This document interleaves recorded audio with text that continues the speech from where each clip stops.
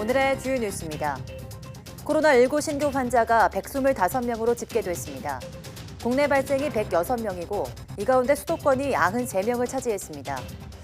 용인 골프 모임 등 수도권을 중심으로 지인과 가족 모임을 통한 산발적 감염이 계속되고 있습니다.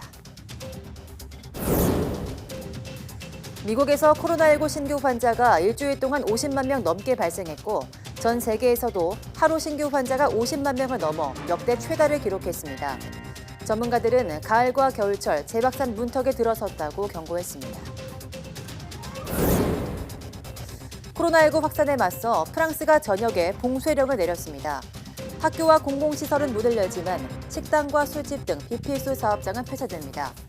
독일도 다음 달 2일부터 식당과 술집, 여가시설의 문을 닫는 부분 봉쇄를 시행하기로 했습니다. 가을 추위에 영동과 충북, 경북 지역에 올가을 두 번째 한파특보가 내려졌습니다. 오늘 낮은 어제보다 추워 종일 서늘하겠고 주말에 풀린 뒤 다음 주 초 더 강한 추위가 찾아오겠습니다.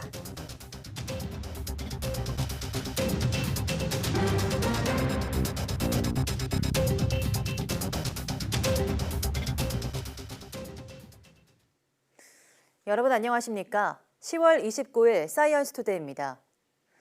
코로나19 신규 환자는 125명으로 이틀 연속 세 자릿수를 기록했습니다. 중앙방역대책본부는 오늘 0시 기준 국내 확진자는 26,271명, 사망자는 1명 늘어난 462명이라고 밝혔습니다. 지역 발생은 106명으로 수도권을 중심으로 확산세가 계속됐습니다. 서울 36명, 경기 52명, 인천 5명 등 수도권에서만 93명이 확진됐습니다. 비수도권에서는 강원 7명, 대구 3명, 광주와 충남, 전북에서 각각 1명씩 감염됐습니다. 위중증 환자는 1명 늘어 누적 53명이 됐고 완치 환자는 95명 늘어 격리 해제 누적은 24,168명에 달합니다. 신규 해외 유입은 19명으로 이 가운데 9명이 입국자 검역에서 확진됐습니다. 네, 헬로윈 데이를 앞두고 클럽을 비롯한 유흥업소들이 자진 휴업을 결정한 첫날 유흥시설이 즐비한 서울 이태원 거리는 썰렁했습니다. 이런 가운데 수도권 지역으로 눈을 돌려 헬로윈 데이를 즐기려는 사람들도 있어서 우려는 여전합니다. 김대겸 기자입니다. 사람들로 북적일 클럽 안 불이 꺼져 있고 문은 굳게 닫혔습니다. 문 앞에는 방역 수칙을 위반하면 즉시 집합 금지 명령을 내린다는 안내문이 붙어 있습니다. 헬로윈 데이를 앞두고 코로나19 확산을 막기 위해 서울시가 칼을 빼들자 이태원 유명 클럽들이 자진 휴업에 들어간 겁니다. 오늘부터 적용되는 서울시의 특별 방역 강화 계획을 보면 이용자 간 1m 이상 간격을 유지하고 환기와 방역을 위한 휴식 시간을 반드시 준수해야 합니다. 이 가운데 하나라도 위반하면 300만 원 이하의 벌금을 물거나 2주간 영업을 할 수 없게 됩니다. 이런 분위기 때문인지 골목 안 주점들도 대부분 문을 닫아 거리는 한산하기만 합니다. 아예 휴업을 안내하는 현수막을 내건 업소도 있습니다. 지난 5월 확진자가 나왔던 이태원의 한 클럽입니다. 이곳 역시 헬로윈 데이가 끝나는 주말까지 문을 닫기로 결정했습니다. 문을 연 클럽이나 감성주점도 있었지만 마찬가지로 인파가 몰릴 것으로 보이는 내일부터 휴업에 들어갑니다.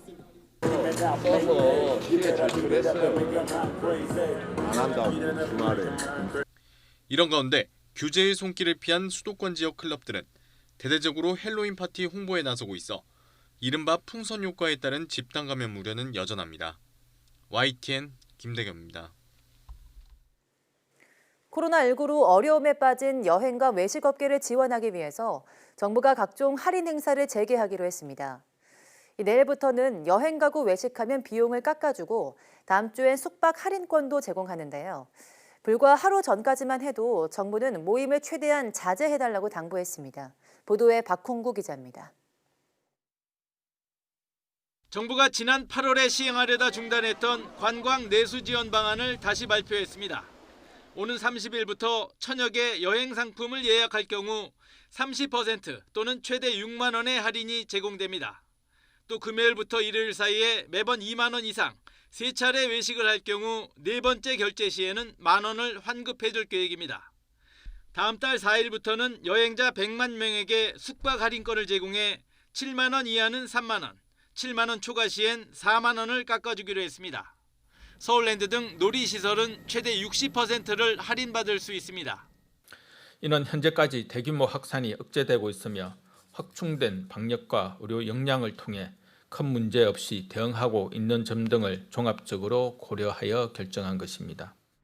하지만 정부는 지난 5월 방역 지침을 완화했다 이태원 클럽발 집단 감염 사태를 맞았고 8월엔 임시 공휴일까지 지정하며 소비 촉진 정책을 발표했다 취소한 적이 있습니다.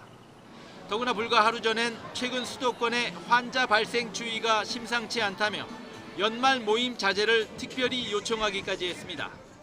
방역당국자의 솔직한 심정은 가능하면 금년은 동절기에 각종 모임을 최대한 자제하는 것이 좋겠다는 것이 생각입니다.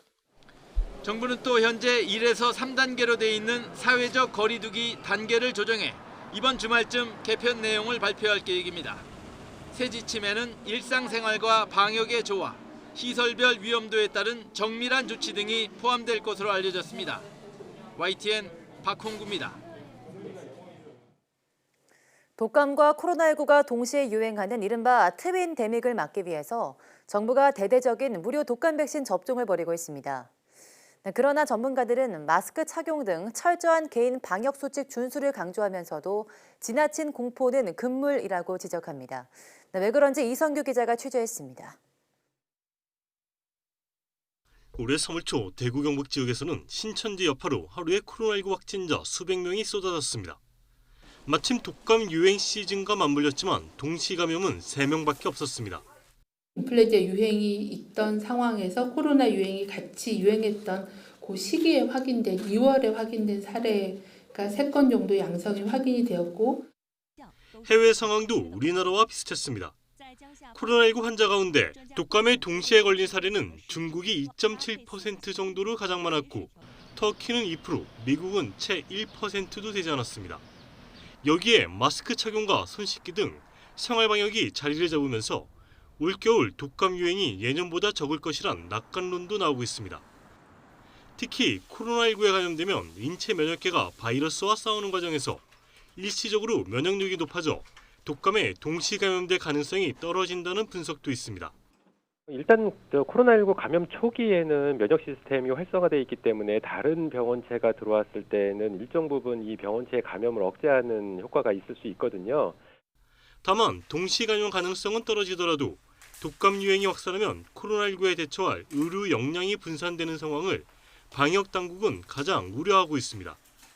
때문에 독감 항체 생성이 2주 정도 걸린다는 점을 고려하면 11월 초까지는 독감 백신을 접종할 것을 전문가들은 권고했습니다. YTN 사이언스 이성규입니다. 네, 삼성전자가 3분기에 역대 최대 매출을 달성했습니다. 삼성전자는 3분기 매출이 기존 최고치를 뛰어넘는 66조 9,600억 원을 기록했다고 밝혔습니다. 영업이익은 지난해 같은 분기보다 58.8% 늘어난 12조 3,500억 원으로 집계됐습니다. 분기 영업이익이 10조 원을 넘어선 것은 반도체 슈퍼 호황기로 불렸던 2018년 4분기 이후 7분기 만에 처음입니다. 특히 코로나19로 억눌렸던 수요가 살아나는 이른바 펜트업 효과로 스마트폰과 TV, 가전 실적이 개선되고 미국의 중국 화웨이 제재 영향 등으로 반도체 부분도 선전했습니다. 부문별로는 모바일 영업이익이 4조 4,500억 원, 반도체 영업이익이 5조 5,400억 원을 기록했습니다. 코로나19로 인한 택배 물량 폭주로 택배 노동자의 업무량이 가중되면서 자율주행이나 로봇을 활용한 배송이 대안으로 떠오르고 있습니다. 정부도 기술 개발에 적극적으로 나서고 있습니다. 이혜리 기자입니다. 택배를 가득 실은 차량이 도로를 따라 천천히 주행합니다. 코너를 돌고 내리막을 지나 목적지에 도착한 차량 안으로 고객이 들어갑니다. 간단한 인증 절차를 거치자 차량 내부의 보관함이 열리고 배송된 물건이 전달됩니다. 제 뒤로 보이는 게 자율주행 무인 우체국 차량입니다. 이 차량 안에는 1.5톤 무게의 우편물이 실립니다.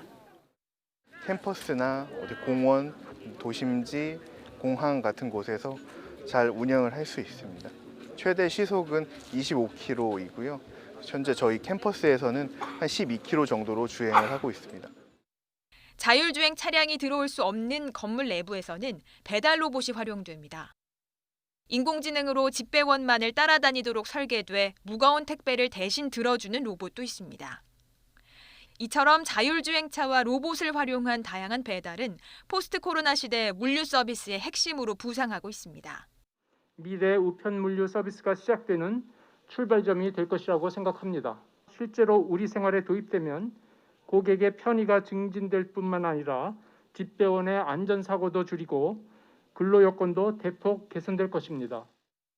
때문에 자율주행차나 로봇, 드론을 활용한 배송 기술 개발에 세계 각국의 경쟁이 어느 때보다 치열합니다. 정부도 각종 규제를 한시적으로 풀어 기술 개발과 검증을 적극적으로 지원하고 조만간 실제 현장에도 이 기술을 적용할 계획입니다. YTN 사이언스 이혜리입니다. 네, 오늘 아침 강원도 철원 김하읍 기온이 영하 5.3도까지 떨어지는 등 때이른 추위가 찾아왔습니다. 지역별로는 대관령 영하 4.6도, 제천 영하 1.9도, 파주 영하 1.4도, 장수 영하 1.3도, 봉화 영하 1.2도, 대전 5.3도, 서울 5.6도 등 대부분 어제보다 4도에서 10도 낮았습니다. 기상청은 영동과 충북, 경북 지역에 올가을 두 번째 한파특보가 내려진 가운데 오늘 아침 대부분 지역의 아침 기온이 5도 밑으로 떨어져 추웠다며 낮에도 쌀쌀한 날씨가 이어지겠다고 밝혔습니다. 오늘 낮 기온도 서울 16도, 대구 18도 등 어제보다 2도에서 3도 낮겠습니다. 이번 추위는 내일까지 이어진 뒤 주말부터 풀리겠지만 다음 주 초반에는 서울 아침 기온이 1도까지 떨어지는 등 더 심한 추위가 찾아올 전망입니다.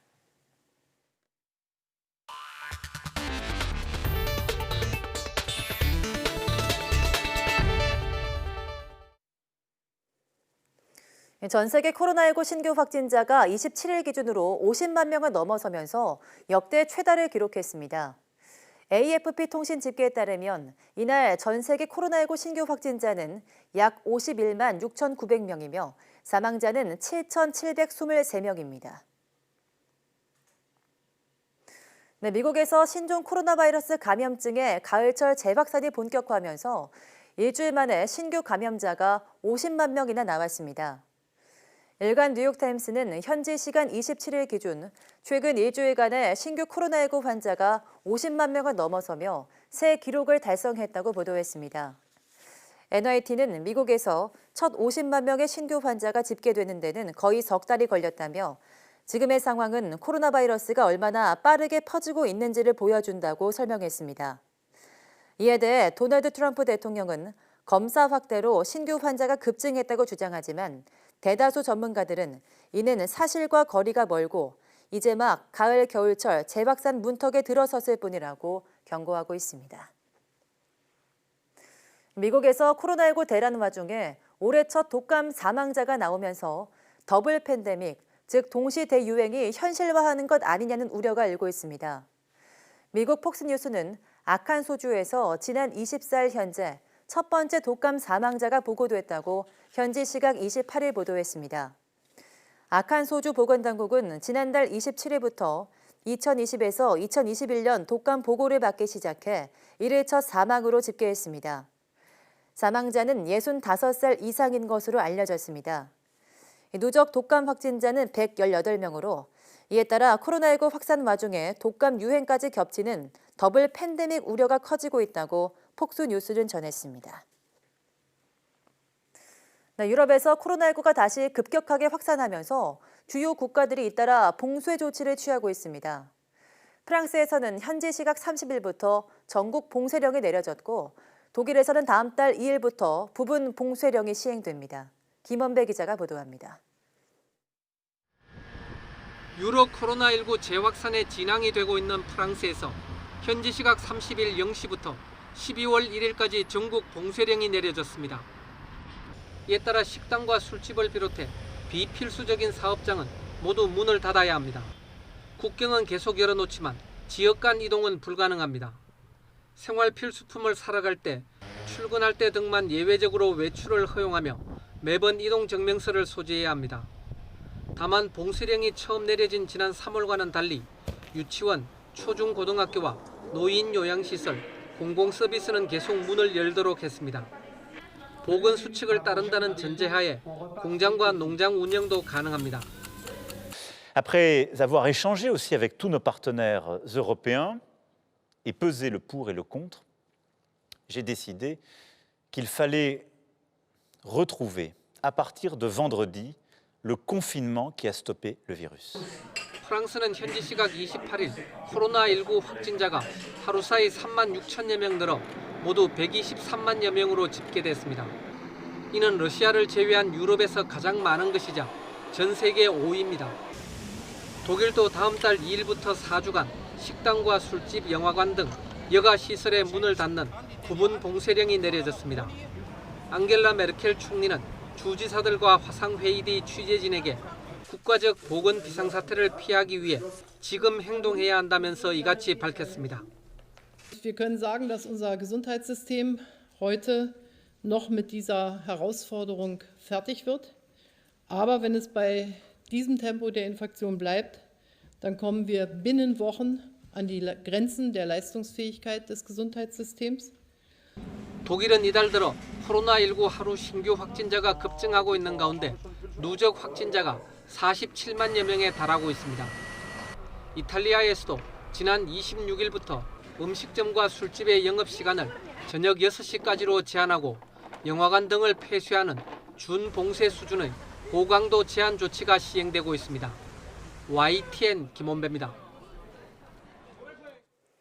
영국 정부의 코로나19 백신 태스크포스 위원장이 초기 백신에 결함이 있을 가능성을 열어두며 모두에게 효과가 있지 않을 수 있다고 밝혔습니다.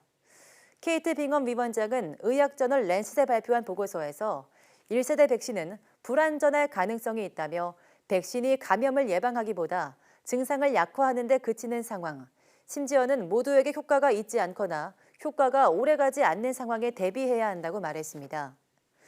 또 현재 태스크포스가 개발 중인 코로나19 백신은 65세 이상 인구의 면역 반응을 끌어내는 데 초점을 맞추고 있다며 어쩌면 모든 백신이 실패할 수도 있다고 덧붙였습니다. 미국 대선의 승부를 결정할 경합주 가운데 노스캐롤라이나주는 초박빙의 접전을 펼치고 있습니다. 지난 대선에서 도널드 트럼프 대통령은 판세를 뒤집고 승리를 거머쥔 곳인 만큼 반드시 지키기 위해서 또 조 바이든 후보는 탈환을 위해 사활을 걸고 있습니다. 워싱턴 강태욱 특파원이 보도합니다. 15명의 선거인단이 걸려있는 경합주 노스캐롤라이나. 공화당 전당대회가 열렸던 최대 도시 샬럿의 한 사전 투표소입니다. 미리 한 표를 행사하려는 시민들의 발길이 끊이지 않고 있습니다. I support Donald Trump. The biggest reason that I support him is that I believe that I'm better off now than I was 4 years ago. Because I believe that they got a specific chance to make a change as fast as possible. I also feel like that Ms. Kamala, she's a real good candidate. 노스캐롤라이나주는 이미 35%가 사전 투표를 마친 것으로 최근 조사됐습니다. 하지만 판세는 초접전. 로이터 통신과 여론조사기관 입소스가 하루 전 발표한 것과 워싱턴 포스트와 ABC 방송이 지난 20일 발표한 것 모두 오차 범위 내인 불과 1%포인트 차이로 나타났습니다. 트럼프 대통령으로서는 지난 2016년 대선에서 여론조사를 뒤집고 승리를 안겨준 만큼 지키기 위해 사활을 걸고 있습니다. This election is a choice between a Trump super recovery or a Biden steep depression, and that's what you're going to have. 바이든 후보와 민주당으로서도 편안한 승리를 위해 반드시 되찾아와야 하는 만큼 공을 들일 수밖에 없습니다. Folks, and you too have a sacred duty to vote, and it matters. North Carolina matters. And Senator Harris and I are asking you for your trust and support. 특히 경합주 가운데 개표가 가장 빠른 곳이어서 승리를 확정하는 경우 법적 분쟁을 차단할 수 있는 효과까지 있습니다. 대선 승리에 열쇠를 쥔 경합주 가운데서도 이곳 노스캐롤라이나주는 그야말로 피말리는 접전이 펼쳐지고 있습니다.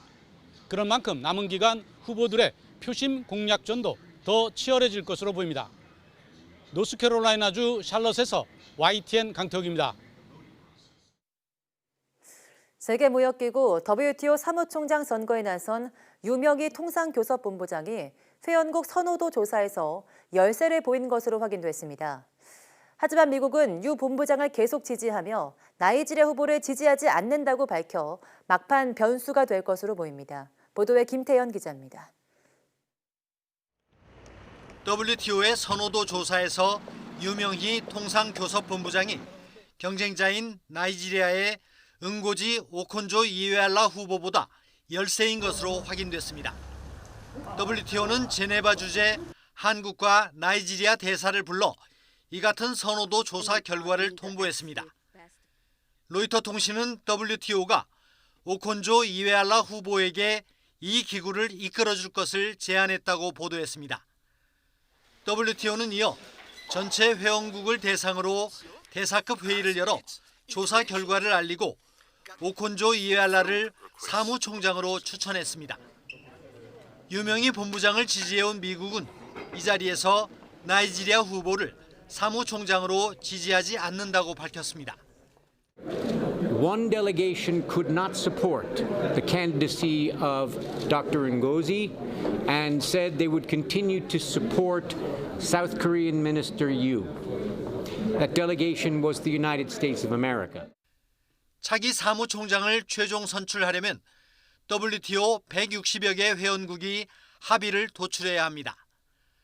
WTO는 이 과정을 거쳐 합의한 후보를 다음 달 9일 열리는 특별 일반 이사회에서 수장으로 선출할 예정입니다. 정부는 조사 결과를 토대로 관계 부처들이 대응책을 논의했으며 지지국들과도 협의해 나갈 계획입니다. 유명희 본부장은 후보직 사퇴나 막판 회원국 협의에서 역전 시도를 선택할 수 있습니다. 로겔 WTO 대변인은 합의 과정에서 정신없이 많은 활동이 있을 것 같다고 내다봤습니다.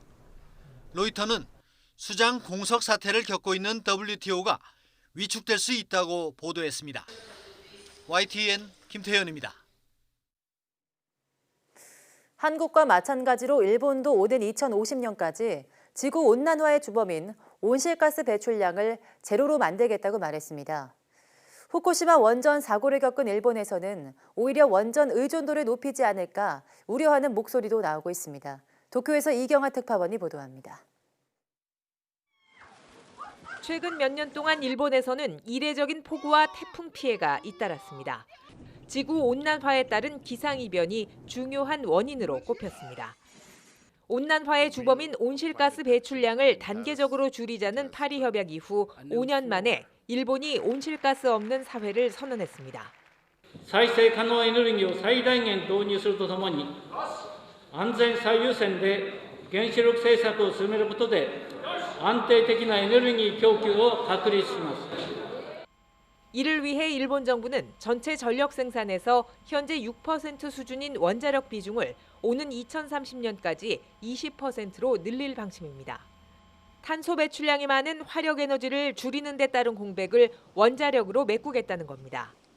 여기에 더해 경제산업성 장관을 지낸 세코 자민당 참의원 간사장은 원전을 더 지어야 한다고 주장했습니다.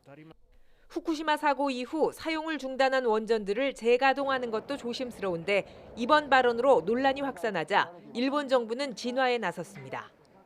世耕幹事長の発言については承知をしておりますが、政府として現時点において原発の新増設、リプレースは想定をしていないということです。 전문가들은 일본 정부가 에너지 정책을 근본부터 재고해야 한다고 지적하고 있습니다. 原発と石炭を中心に考えるというところがまだ抜けてないようなインフラを本当にCO2 排出ゼロに根こそぎ見直すようなそういう施策の体系というものを作っていくことが必要かと。 온실가스 제로 선언과 함께 일본 정부는 오는 2050년까지 원자력 의존을 줄이기 위한 대안을 찾는 새로운 숙제도 안게 됐습니다. 도쿄에서 YTN 이경아입니다.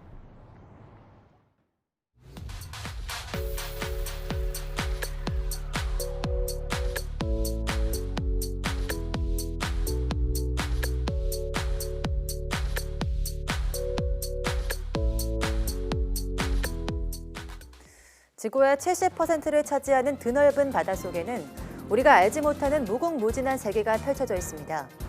하지만 인간이 직접 깊은 심해까지 도달해 연구하기 쉽지 않아서 선진국들은 이미 해양 탐사 로봇, 즉 수중 글라이더를 통해서 바다 환경을 연구하고 있는데요. 오늘 오후 사이언스 투데이 과학의 달인에서는 수중 글라이더를 통한 바다 환경 연구에 힘쓰고 있는 경북대 해양과학연구소 박종진 운용센터장 모시고 이야기 나눠보겠습니다. 함께해 주신 여러분 고맙습니다.